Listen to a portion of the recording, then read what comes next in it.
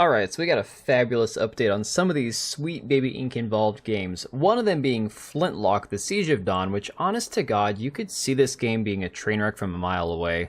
And no, it's not just because the protagonist is black and blah blah blah and a strong, independent woman. People reduce it to that kind of crap when they just want to call you a racist because they have no argument. The game just looks bad, okay? It doesn't look interesting. Her costume looks terrible. The character doesn't look likable. She has the half shaved head looking thing going on. It's not something that's appealing to the vast majority of gamers. I mean, I'm sorry. Nothing about this character is appealing. I don't care that she's black. They could have made her prettier. They could have given her a better outfit. They could have done so much better with the aesthetics of this game. But the player numbers are abysmal. Now, before we go into the rest of the articles, I just want to bring up the Xbox Game Pass reviews. Now, remember, this game's on Game Pass, so a lot of the Steam reviews and Steam numbers we're going to look at does not include Game Pass and Xbox, of course. But the thing is, it only has a 2.5 out of 5 stars on Xbox, and it's only 209 total reviews. That's not a lot of reviews, guys. Let's be honest, okay?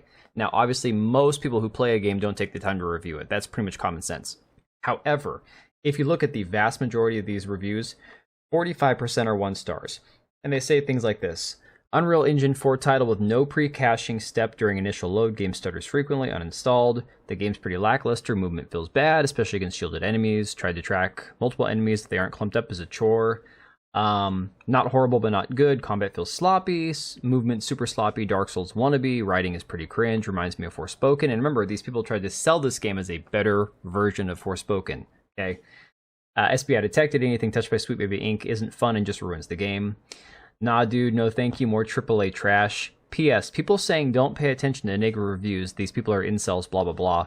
Calling customers names just reveals who you truly are. It's played out and sad. The game has already failed because of that attitude. Congrats, you have learned nothing and we aren't buying it. And I think that is by far one of the best summarizations, I guess the word might be, I don't know. It's late, I'm tired, of this entire situation. Calling your customers names is not getting you anywhere. So yeah, basically, people aren't playing the game, whether it's on Steam or Xbox. Look, I mean, I get it, it's late at night here, but 151 people playing this game out of a peak over the last 4 days of 648. You're telling me you couldn't get 650 people to buy this game? I doubt thousands of people bought this game on Steam and are just waiting to play it. There's no way. No way. Absolutely not.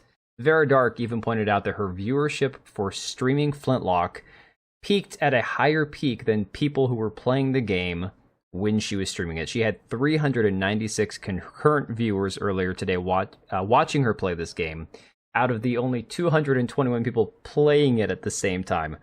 Absolutely dreadful numbers. So another one of these Sweet Baby assisted games, Concord, had the same problem, and we've talked about this, and it goes down to the very nature of what they're trying to push with these games. You take a game like, for example, Concord. It's been in development, I think Vera Dark earlier said 6 years? 6 years. This is the debut game for Firewalk Studio, and they take 6 years to make this god-awful, wretched-looking piece of dog crap, and nobody's playing it either. Again, this game peaked at less than 2,400 people. And this, of course, now remember, this game's not out yet. This is the beta. But the open beta, which again, currently free, anybody could play it, they couldn't get 2,400 people to play it. Now, I have some interesting information about why I think this was, and we'll get to that at the end of the video here. But again, Grums had some interesting things to point out today, which kind of goes hand in hand with this situation with Concord. He says, Sweet Baby Inc. is alive, but desperate and trying to drum up business. Sweet Baby Inc. writer Amy Lee Shaw posted to the UK games industry Slack group offering to speak to anyone who wanted to know how narrative at Sweet Baby Inc. works. I looked up every single reply. They are mostly all writers and voice actors looking for jobs, as most have recently left studio positions while some are trying to break into the industry. Sources have told me that some game studios are aware of their activist infestation and have been working to prune them out. My advice, don't team up with Sweet Baby Inc. unless you want your studio closed or hit with massive layoffs like Flintlock's A44 and many other studios they touched. And again, I think that this is a very, very realistic sign of the times, given the fact that Sweet Baby Inc. has a track record of getting these games and these studios completely shut down, flopping, dead on arrival, launching to no fanfare, nobody wanting to play them. Look, right now, open beta is still going on, 372 people playing this game on Steam. They couldn't get 2,400 people to play a AAA title on an open beta. I mean, that's just embarrassing, guys. So I was thinking to myself, I'm like, okay, I'm going to download the beta. I want to download the beta. I'll take a half an hour on Sunday, take a look around, see what's what, right? So I posted this earlier on Twitter, and this is a very interesting realization that I had earlier. I said I finally decided to check out the Concord open beta for myself. I figured the least I could do is try and figure out why people are abandoning it in droves. After all, this is a game that has been massively hyped by games journalists, and it's on its second beta test, this time being fully open to the public to judge for themselves. And of course, you know, a lot of this crap, the characters you see here, the character models are hideous, but you know, I was going to overlook that. I'm like, well, the hideous characters and pronoun nonsense are cringe. There are other games that have those exact same things and are still successful, like, you know, for example, Apex Legends, Overwatch, you name it. Upon booting up the game, I was met with a log into your Sony account screen. Surprise, surprise. This is something that I was unaware of when I installed the game. Had I known it was a requirement, and it shouldn't be, I wouldn't have bothered wasting the time to download it. So I did what any rational gamer would and simply uninstalled this woke trash from my device and said good riddance. This is likely to be one of the contributing factors for the incredibly small player base of the beta. It's bad enough the game is dripping in DEI, but who's going to create a PSN account just to play this garbage? And again, I think that is a very realistic take because of the fact that Sony had this same issue with Helldivers 2, a vastly, substantially, like, you can't even calculate how infinitely much, you know, more players are playing this game than things like, you know, Concord or Flintlock. Droves more. I mean, millions more. Well, maybe not millions. Tens of thousands more people playing Helldivers 2 than Concord, okay, guys? And yet, when they decided to make them require a PSN account to log in, players abandoned the game. And they said, screw it, they review bombed it, they downvoted the game all to hell, until Sony and Arrowhead Studios got together and said, we have to fix this. Our players are mad, we've done them wrong, we've done them dirty, we've got to do something to fix it. And to this day, I do not believe they've actually fixed all of the issues with this PSN login situation.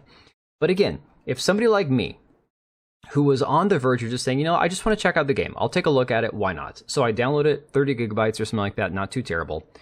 The minute I opened it up and it said you have to have a PSN account, I'm like, why? This is stupid. I don't want to make one. I don't need one. I don't play any other games that have one. Screw it. I'm not playing it.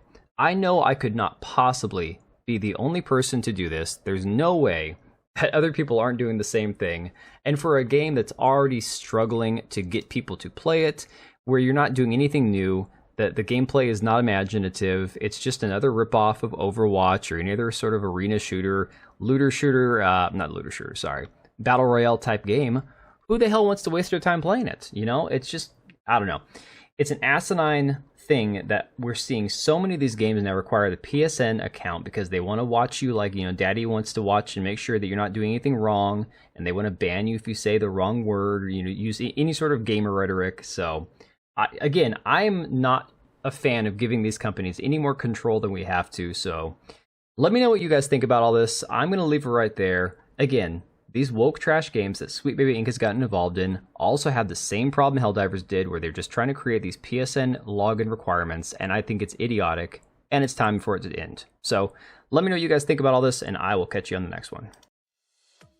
All right, and if you made it this far, thank you so much for watching the video. Thank you for being here. I do have two channels, Minimal Effort Podcast, as well as my gaming channel. I do have a Twitch and Kick for my gaming channel. We do live streams over there occasionally, maybe once a week. And then if you are in the market for a new PC, make sure to check out Meta PCs. Click the link I have down below. Use code TBO at checkout for a special discount. Thanks again for watching, and I'll see you next time.